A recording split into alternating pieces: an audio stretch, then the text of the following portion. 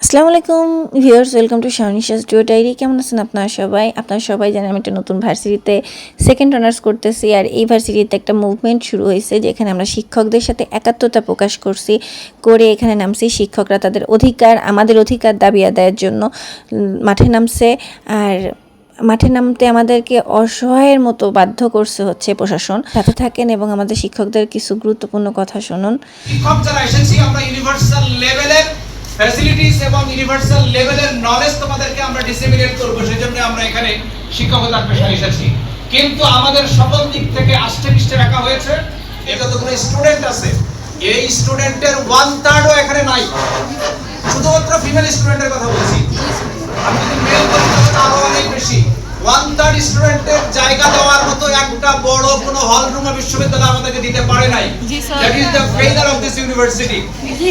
পাশাপাশি তোমরা জানো এই বিশ্ববিদ্যালয়ে যে সমস্ত আমাদের শিক্ষক মণ্ডলী রয়েছেন, এখানে আমাদের অফিসার বৃন্দ রয়েছেন, আমাদের কর্মচারী কর্মকর্তা বৃন্দ যারাই আছে প্রত্যেকেই বিগত 2020 সাল থেকে এখনো পর্যন্ত রেগুলার স্যালারি আমরা পাচ্ছি না। এখানে বিশ্ববিদ্যালয়ের বিভিন্ন ভাবে কোথায় টাকা আসে কোথায় যায় এটা আমরা জানি না, আমাদেরকে স্পেসিফিক্যালি কোনো নলেজ দেওয়া হয় না। এইজন্য আমরা শিক্ষকরা গত 25 মাসের ক্ষুধা পেটে নিয়েও আমরা তোমাদেরকে রাইট টাইমে ক্লাসে ঢুকি এবং ক্লাস থেকে বের হই। আমরা কথা বলি ছাত্রবৃন্দ, আমরা কালামে হাকিম থেকে তেলাওয়াত শুনলাম। আমি আমাদের আন্দোলন এবং আমাদের বিশ্ববিদ্যালয়ের সার্বিক পরিস্থিতির উপরে একেবারে ভেরিলি সামান্য একটি ব্রিফ আমি শুরুতে দিয়েছি। আমি এই পর্বে আমাদের শিক্ষক মণ্ডলীর কথা শুনবো, এরপরে আমি তোমাদের মধ্য থেকে তোমাদের কথা শুনবো এবং তোমাদের অনুভূতির কথা বলবো, শোনার চেষ্টা করবে, সেগুলো আমরা নোট ডাউন করবো এবং অ্যাকর্ডিংলি আমরা নেক্সট আন্দোলনগুলোতে তোমাদেরকে সাথে রেখে আমরা আমাদের পরবর্তী স্টেপগুলো আমরা গ্রহণ করবো ইনশাআল্লাহ।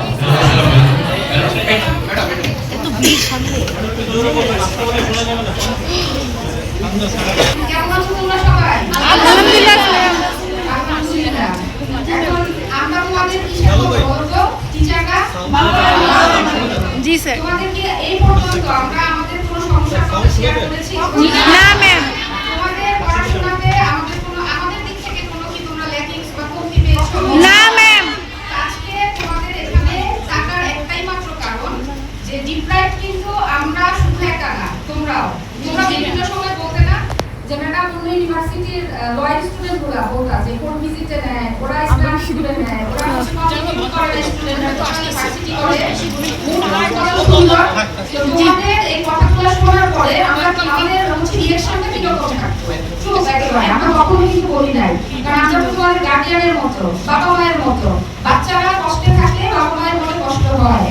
তো আমরা আমাদের জায়গা থেকে অনেক চেষ্টা করেছি, অফিসে বিভিন্নবার তোমাদের দাবি দাওয়াগুলো বলে যে এদের এই প্রবলেমগুলো আছে আপনারা সমাধান করেন। আমার স্টুডেন্টরা টাকা দেয়, আমার স্টুডেন্ট রেগুলার পড়াশোনা করে, ওরা কি জন্য ফ্যাসিলিটিসগুলো পাবে না? বাট অথরিটি কখনো আমাদের কথায় কর্ণপাত করে নাই, তাও শুধু একই কাজে ডিমান্ড স্টুডেন্ট বিভিন্ন সময় বোঝানোর পরে। এখন আজকে বলো আমাদের প্রবলেমগুলো আমরা এক সাইডে রাখি শিক্ষকদের, তোমাদের যে হিউজ পরিমাণ প্রবলেম তোমাদের কি করা উচিত? মুভমেন্টের কাছে জবাবদিহিতা চাওয়া উচিত। জি ম্যাম। ওকে, এখন আমাদের সাথে আমাদের সমস্যার সাথে তোমাদের আমাদের সাথে আছো? জি ম্যাম। ওকে, তাহলে আমরা যেভাবে সময় তোমাদের ডিরেকশন দিব, তোমরা সেই ডিরেকশন অনুযায়ী আমাদের সাথে একটা কথা ঘোষণা করবে ইনশাআল্লাহ ম্যাম। জি ম্যাম।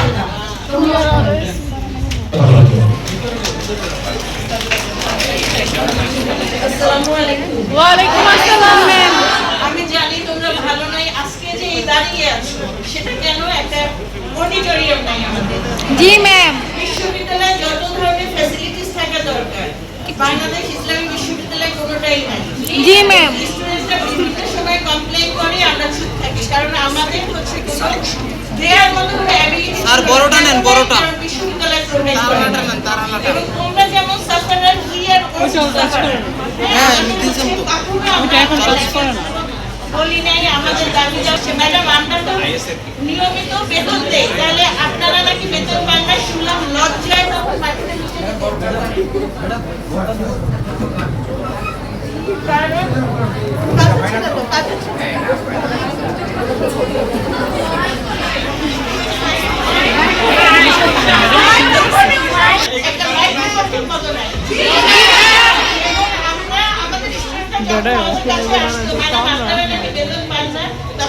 কোনো কথা বলি নাই, কারণ লজ্জায় যেতে ইচ্ছা করছিল। কয়েক সময় স্টুডেন্ট যত সময় দিচ্ছি তারা ততই হচ্ছে আমাদেরকে দুর্বল ভাবছে, এবং আমাদের এমন অবস্থা যে যেমন শিক্ষক শিক্ষিকারা বঞ্চিত, কর্মচারী কর্মকর্তারা বঞ্চিত হচ্ছে, তেমনি স্টুডেন্টরা বঞ্চিত হচ্ছে। তাহলে তোমাদের স্বার্থ আর আমাদের স্বার্থ এখন এক হয়ে গেছে। তোমাদেরকে সবাইকে ধন্যবাদ যে অল্প একটু নোটিসে, শর্ট নোটিসে তোমরা সবাই এসেছো, এবং আশা করি আমরা যখন ডাকবো তোমরা পাশে থাকবে ইনশাআল্লাহ। আমরা আদায় করে ছাড়বো ইনশাআল্লাহ ইনশাআল্লাহ। অনেক খুশি আপনি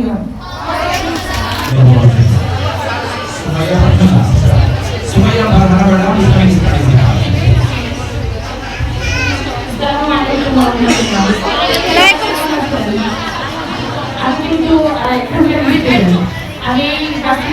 আমি ছিলাম যখন আমেরিকা ক্লাস করতাম। আমি কিন্তু ওই সময় এমন কোনো আন্দোলন এমন কিছু দেখি নাই, তখন সবাই সবকিছু স্বাভাবিক ছিল। কিন্তু বিশেষ পর থেকে সবসময় শুনতাম, তখন স্টুডেন্ট ছিলাম, স্টুডেন্ট যাওয়ার পরে শুনতাম যে এখানকার স্টুডেন্টরা অনেক কষ্ট পাচ্ছে, বিভিন্ন ভাবে বঞ্চিত হচ্ছে। একইভাবে আমাদের টিচাররা তাদের অধিকার থেকে বঞ্চিত হচ্ছেন। পরবর্তীতে আমি যখন জয়েন করার পর দেখি একই কথাই, কোনো পার্থক্য নাই। টিচারদেরকে বিভিন্নভাবে যে অধিকারগুলো ছিল সেই অধিকার থেকে বঞ্চিত করা হচ্ছে। আমরা যে ক্লাসে যাই, আপনাদের কখনো ক্লাসের যেভাবে পড়ানো দরকার, যেভাবে আপনাদেরকে টিচ করা দরকার, কখনো ইউনিভার্সিটি অথরিটি ভালো থাকতে দিচ্ছে কোথায়? ইউনিভার্সিটির মতোই আছে ওদের না? তো ইউনিভার্সিটির তার মধ্যে তোমাদের এবং আমাদের পছন্দ কিন্তু সেম। তুমি মৃত্যুর আগ পর্যন্ত স্টুডেন্ট, রাইট? আমিও মৃত্যুর আগ পর্যন্ত এটা আমার আইডেন্টিটি। এরকম একটা প্রতিষ্ঠান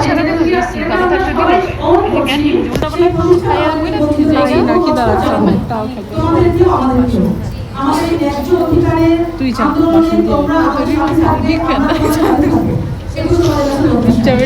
ইনশাআল্লাহ ম্যাম। জি, আমরা ম্যাডামের পক্ষ থেকে বক্তব্য শুনলাম। এখন আমি প্রত্যেক বিভাগ থেকে আমি একজন করে কথা বলার জন্য আমি অনুরোধ জানাবো। যদি একটা তো আমি বলতে চাই, বিআইও হচ্ছে আমাদের বিশ্ববিদ্যালয়। আমার প্রত্যাশা ছিল যে আমি বিশ্ববিদ্যালয়ে ভর্তি হয়েছি, আমার আপু আমাকে রেকমেন্ড করেছে এখানে ভর্তি হওয়ার জন্য। সে নিশ্চয়ই সেরকম সুবিধা পেয়েছে, তাই আমাকে বলেছে। তো আমি অবশ্যই ভর্তি হয়েছি এখানে, বাট আমি ভর্তি হওয়ার পর সেরকম ফ্যাসিলিটিস এখানে দেখতে পাইনি যে আমি আশা করেছিলাম একটা বিশ্ববিদ্যালয় আমাকে প্রোভাইড করবে, বা সেই বিশ্ববিদ্যালয় আমাকে প্রোভাইড করেনি। তারা আমাদের একটা ভালো ক্লাসরুম প্রোভাইড করতে পারেনি। দেন হচ্ছে যে কোর্স আউটলেট, তারা কিছু আমাদের প্রোভাইড করতে পারছে না। একটা ক্লাসরুমের প্রজেক্টর পর্যন্ত নাই। তো একটা বিশ্ববিদ্যালয় এভাবে চলা যায় না, এরকম আউটলেট একটা বিশ্ববিদ্যালয় চলে না। তো স্বাভাবিক আজকে যেহেতু আমাদের টিচাররা নেমেছেন, আমরা পাঁচটি অনেক আন্দোলন করেছি, বাট আজকে আমাদের টিচাররা আমাদের সাথে আছে। তো এটাই আমাদের সুযোগ হবে আমাদের দাবিগুলো আদায় করে নেওয়া। তো আমি একটা সবাইকে এটাই বলবো, যেহেতু আমাদের শিক্ষকরা আমাদের সাথে আছেন এবং আমাদের পাশে থাকতে বলছেন, তো আমাদের সবার উচিত হবে যে আমরা তাদের পাশে দাঁড়াই এবং আমাদের দাবিগুলো আদায় করে নিই। আসসালামু আলাইকুম, আমি নাজমুল হাতিশা, আইন বিভাগ 55তম ব্যাচ।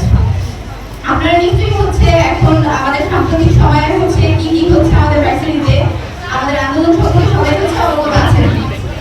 আমি যখন এখানে ভর্তি হয়েছিলাম, আমাকে এই ভার্সিটির এক সিনিয়র হচ্ছে রিকমেন্ড করেছিল যে এই ভার্সিটির অনেক হচ্ছে ফ্যাসিলিটিস দেয়। লাস্টে একজন স্টুডেন্ট প্রাইভেট ইউনিভার্সিটিতে আসে কেন, ভালো ফ্যাসিলিটিস পাওয়ার জন্য তো আসে, কিন্তু আমরা কিন্তু সেটা কখনোই পাচ্ছি না। বিশেষ করে আইন বিভাগের হচ্ছে একটা কার্যকর নূরপুর, তারা কিন্তু এটা কখনোই পাচ্ছে না।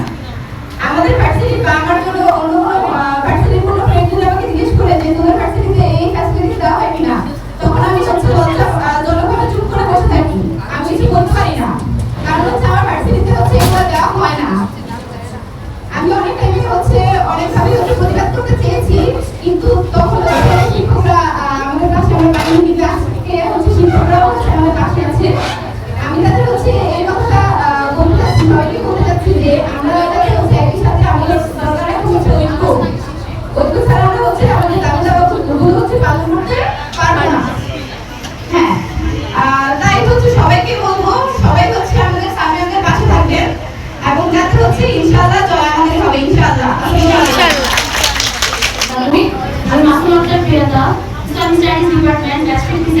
বলছি।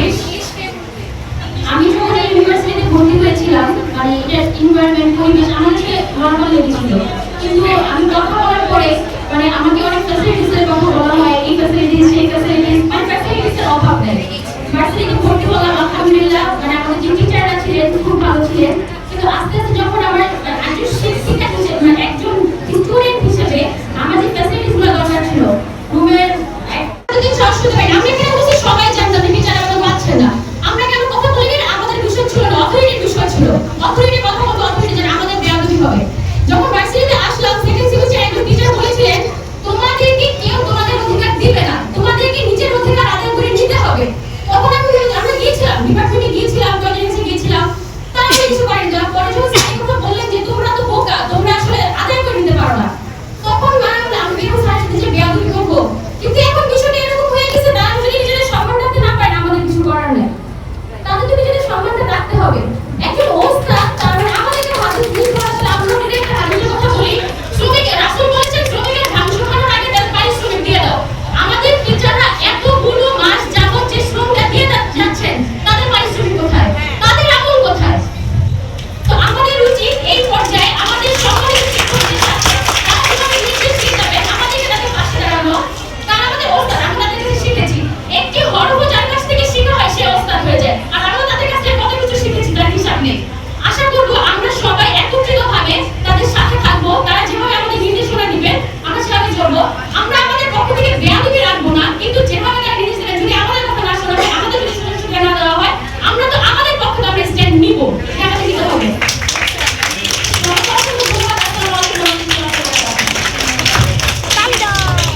অসংখ্য ধন্যবাদ। আমাদেরকে একটা বিষয় আমি বলে রাখি, 2018 সালে একজন শিক্ষকের যে বেতন এখানে ছিল, একজন কর্মকর্তার যে বেতন ছিল, 2026 সালে এসেও সেই একই বেতন। এটা কি পৃথিবীর কোনো প্রতিষ্ঠানে হয়? মানুষ যত সিনিয়র হয় তার তত স্যালারির পরিমাণ তত দিনে দিনে কি হয়? বাড়তে থাকে। আর এখানে বাড়ানো দূরের কথা, 2018 সালে একজন মানুষ যে স্যালারি পায়, ওই স্যালারি যদি আমরা গাণিতিক হিসাব করি, অর্থনীতির ভাষায় হিসাব করি, তাহলে সে এখন জিরো স্যালারি পায়। 2018 সালে যে স্যালারি ছিল যদি এখনো সেই সেম স্যালারি দেওয়া হয়, এরপরে সেই সেম স্যালারিটুকু চাইতে গেলেও বলে আপনারা যদি আসেন কেন এখানে? আমার কথা কি তোমাদের কাছে স্পষ্ট? তোমরা যদি না পোষায় তোমরা চলে যেতে পারো, এই কথা বলেন। এই ধরনের ধৃষ্টতাপূর্ণ আচরণ এবং ধৃষ্টতাপূর্ণ অঙ্গভঙ্গি এবং এই ধরনের ধৃষ্টতাপূর্ণ যে কোনো ধরনের আচরণ আমরা আগামীতে যে কোনো মূল্যে প্রতিহত করবো ইনশাআল্লাহ। তবে আমি ইংলিশ ডিপার্টমেন্টের পক্ষ থেকে কথা বলার জন্য দিয়ে দেবো।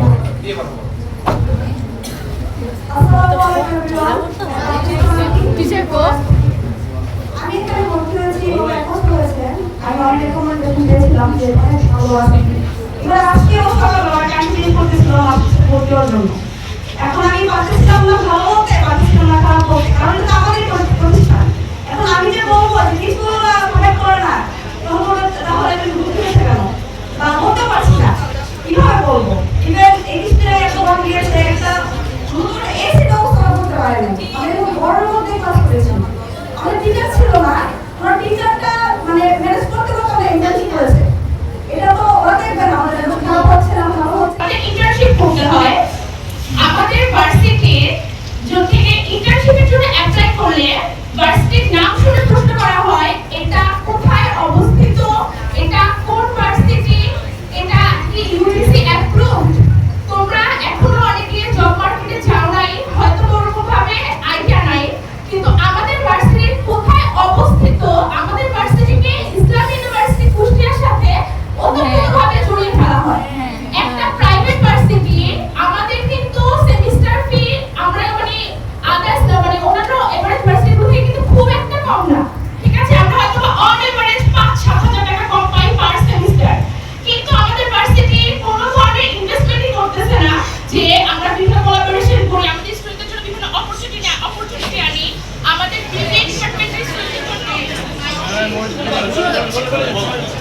ডিপার্টমেন্টের স্টুডেন্টদের জন্য আমরা জব ফেয়ার অ্যারেঞ্জমেন্ট করি, এগুলো কিছুই হয়নি। এর আগেও আমাদের মিটিং হয়েছে, আমাদেরকে অথরিটির সামনে কথা বলতে বলা হয়েছে, আমরা সেখানে কথা বলেছি, ও অনেক সমস্যা উঠে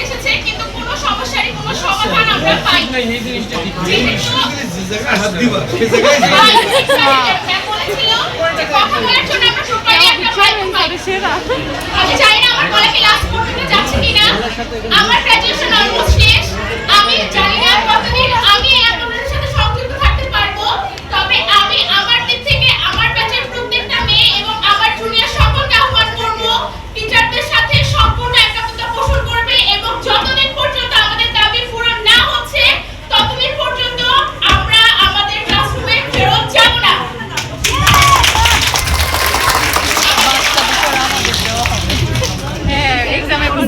And আমি যতটুকু জানি এটা আমাদের ইসরাই ক্যাম্পাস, এটা ভাড়া দেওয়ার প্রয়োজন হয় না। তাহলে টাকাগুলো এক্স্যাক্টলি কোথায় যাচ্ছে যেখানে আমাদের টিচাররা কেন বেতন পাচ্ছে না? আমরা অনেকে টিউশন করি, আপনারা যারা টিউশন করেন মাসের 5 থেকে 6 তারিখের মধ্যে যখন আপনাদের টিউশন ফিটা দেওয়া না হয় তখন পড়ানোর ইচ্ছাটা নষ্ট হয়ে যায় না সবার? মনে হয় না যে আর পড়াতে ইচ্ছে করতেছে না, আসবো না, গ্যাপ দিচ্ছি। কিন্তু আমাদের টিচাররা কি সেটা করতেছে? তারা বেতন পাচ্ছে না। কোনোদিন কারোর কাছে বলছে যে আমরা বেতন পাচ্ছি না? আমাদের পড়ালেখায় কোথাও কোনো ঘাটতি হয়েছে বেতন না পাওয়ার কারণে?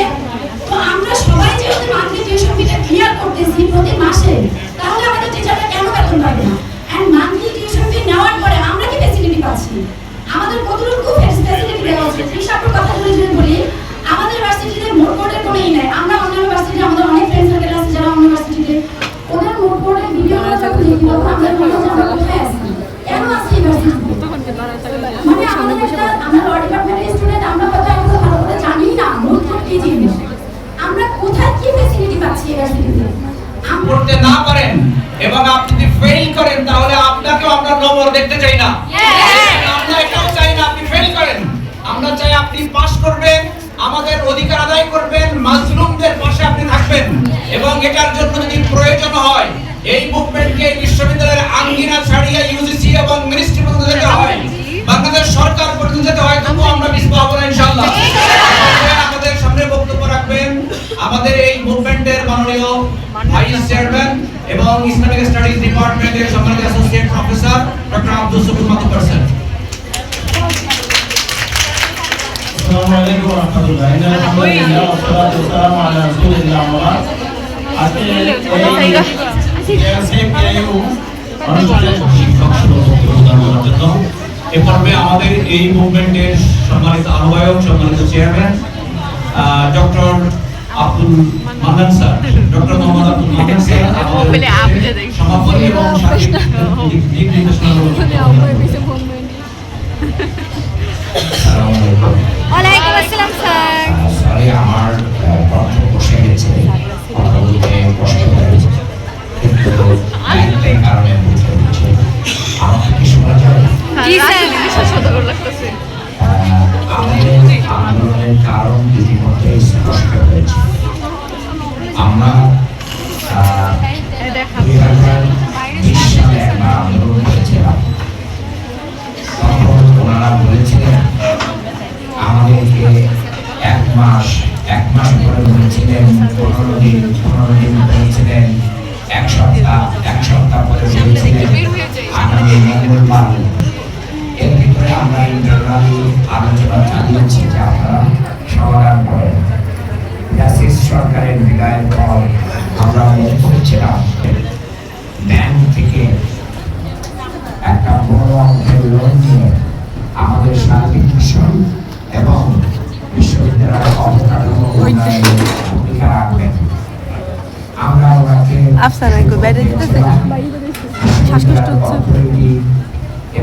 চেষ্টা করে সার্বিকভাবে প্রায় 1 বছরের বেশি সময় ধরে চেষ্টা করে ব্যর্থ হয়েছে। স্বাভাবিকভাবে তাদেরকে সংশোধন দেওয়ার পরেও তারা যখন একের পর এক ব্যর্থ হচ্ছে, আমরা এই বিশ্ববিদ্যালয়কে ব্যর্থ হতে দিতে চাই না। এই বিশ্ববিদ্যালয় যদি ব্যর্থ হয়, একাডেমিক লাইফ শেষ হয়ে যাবে, আমাদের চাকরি থাকবে না। কিন্তু আমরা যে কোনো উপায়ে আরেকটি চাকরি করে নিতে পারবো, কিন্তু তোমাদের একাডেমিক লাইফ কেউ ফিরিয়ে দিতে পারবে না। এই জায়গা থেকে আমি মনে করি অভিভাবক হিসাবে, শিক্ষক হিসাবে, বাবা হিসাবে তোমাদের জন্য আমাদের অনেক কিছু করণীয় আছে। আমাদের বেতনের চাইতে তোমাদের জীবন, তোমাদের ভবিষ্যৎ আমাদের কাছে অনেক বেশি মূল্যবান। এই জন্য আজকে আমরা আমাদের যে দাবি বিশ্ববিদ্যালয়ের কর্তৃপক্ষের কাছে উপস্থাপন করেছি, তার ভিতরে তোমাদের স্বার্থ, তোমাদের সুবিধা, তোমাদের চাওয়া পাওয়াকে আমরা অগ্রাধিকার দিয়ে সেটাকেও আমরা 7 দফার ভিতরে ইনক্লুড করে দিয়েছি।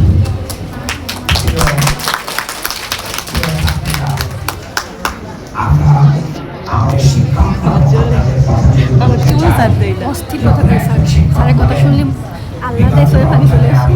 আমি আসলে ইমোশনাল হয়ে যেতেছি। আমিও কি খাবো এটা যখন মানে খুঁজে পায় না, তখন এই বিশ্ববিদ্যালয় করা আমার অনেক কষ্ট। আমাদের শিক্ষকরা রাস্তায় যে ট্রাকে করে তেল বিক্রি হয়, চাল বিক্রি হয়, আটা বিক্রি হয়, অনেকে মাস্ক করে তারা ওই ট্রাকের লাইনে দাঁড়িয়েছে, কিন্তু তোমাদেরকে শিক্ষা সুবিধা থেকে বঞ্চিত করে নাই।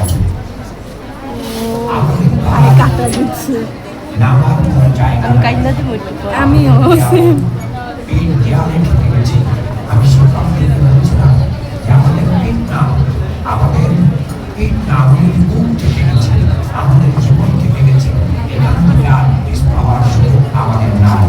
তাই তোমাদেরকে আমি অনুরোধ করব যে আমরা যে কর্মসূচি নিয়েছি এই বিশ্ববিদ্যালয়ের সার্বিক অগ্রগতির জন্য, একটা সাময়িক সময়ের জন্য তোমাদের ক্লাস, তোমাদের পরীক্ষা যদি ক্ষতিগ্রস্ত হয়, আমরা কথা দিচ্ছি আমরা সবাই মিলে সমস্যার সমাধান করে তোমাদের এগুলো আমরা পুরস্কার দেব ইনশাআল্লাহ।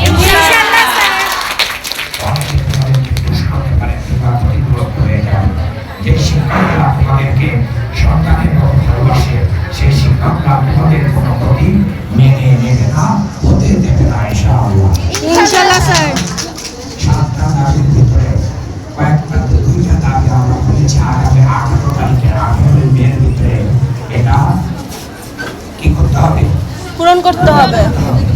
আর বাকি দাবিগুলো আমরা 30 জুনের ভিতরে পূরণ করার কথা বলেছি।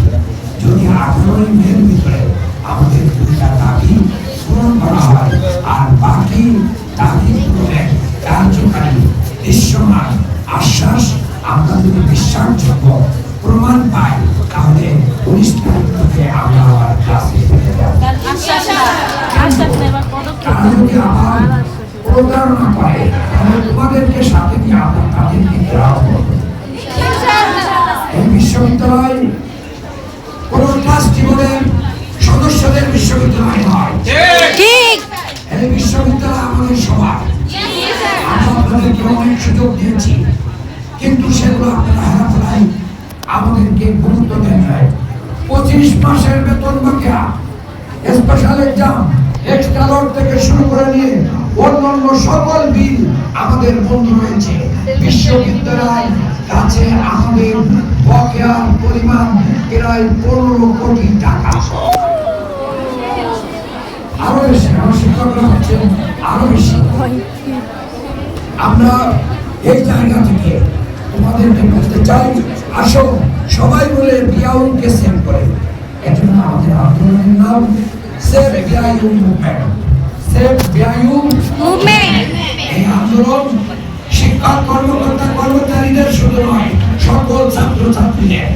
আমরা অন্তরিটি বলতে যারা আছে, আমাদের মাননীয় চেয়ারম্যান দিন যারা আছে এবং যারা প্রশাসনিক দায়িত্বে আছে, যারা রেজিস্ট্রার, ভাইস চ্যান্সেলর, আপনারা যদি কর্তৃপক্ষের সাথে যথাযথ ভূমিকা নিয়ে আমাদের দাবি পূরণে ব্যর্থ হন, তাহলে আপনাদের বিরুদ্ধেও আমরা আন্দোলন করতে বাধ্য হব। আমি তোমাদেরকে বলতে চাই, যারা এখানে বক্তব্য দিয়েছ, এই কয়জনের সাথে সকল চেয়ার, সকল ব্যাচের চেয়ার, তোমরা একত্রিত হয়ে আগামী দিনের সকল কর্মসূচি পালনে ঐক্যবদ্ধভাবে আমাদের পাশে থাকবে। আগামীকাল ছাত্রদের সাথে এই জায়গায় আমাদের একই টাইমে মত বিনিময় আছে। এটার মাধ্যম দিয়ে ছাত্রদের আলাদা কমিটি, ছাত্রীদের আলাদা কমিটি এবং আমাদের ম্যাডাম আমাদের পক্ষ থেকে প্রতি ডিপার্টমেন্ট থেকে তোমাদের সাথে যোগাযোগের জন্য দায়িত্ব দেওয়া আছে। আমাদের লজে দায়িত্ব দেওয়া আছে আয়শা ম্যাডাম কোঅর্ডিনেটর, এবং আমাদের ইংলিশে দায়িত্ব দেওয়া আছে সুমাইয়া ম্যাডাম, আমাদের ইসলামিক স্টাডিজে ডক্টর আফিয়া সুলতানা, এবং আমাদের বিপিএতে আছেন ডক্টর মেহনাজ হক। ওনাদের মাধ্যম দিয়ে নুসরাত সুলতানা ম্যাডাম আমাদের পে স্কেল কমিটিতে আছে। তো এই জন্য আমি বলবো, এছাড়া সকল শিক্ষক কর্মকর্তাই তোমাদের সার্বিক সহযোগিতা করবে। এই জায়গায় এসে আমরা সাময়িক কষ্ট মেনে নিচ্ছি। আমরা বলছি এই কর্মসূচি পালনের জন্য যদি আমাদের বেতন না আসে তাতেও আমাদের দুঃখ নেই, কিন্তু যখন থেকে বেতন চালু হবে প্রতি মাসে বেতন দিয়া আমাদের বকেয়া পরিশোধ এগুলোর ব্যবস্থা হওয়া ছাড়া আমরা ক্লাসরুমে ফিরে যাব না। সবাই ঐক্যবদ্ধ থাকেন। যদি আমরা এগিয়ে যেতে পারি এই বিশ্ববিদ্যালয়, তোমরা তোমাদের ভবিষ্যৎ এবং তোমাদের যেই আগামী দিনের সোনালী দিন, এটা কি হবে ফিরে আসবে ইনশাআল্লাহ। আমরা কর্তৃপক্ষকে বলবো, হঠকারী কোনো চিন্তা করবেন না। as soon as possible আপনারা আমাদের সাথে বসেন, আলোচনা করেন, এবং এই পরিস্থিতি আপনারা যদি সামাল দিতে না পারেন তাও আমাদেরকে বলেন কিভাবে এই বিশ্ববিদ্যালয় চালাতে হয়, এই পরিস্থিতি সামাল দিতে হয়, বিশ্ববিদ্যালয়ের উন্নয়ন অগ্রগতি করতে হয়। সেই ব্যাপারে আমরা যৌথ কমিটি করে সেই কমিটির মাধ্যমে আগামী দিনে বিশ্ববিদ্যালয় পরিচালনা করব ইনশাআল্লাহ। আমাদের সাথে থাকার জন্য ধন্যবাদ জানাচ্ছি। আজকের এই সমাবেশ সফল করার জন্য ধন্যবাদ জানাচ্ছি। তোমরা আমাদের পাশে থাকবে, আল্লাহ আমাদের সহায় হবে। সবাইকে ধন্যবাদ।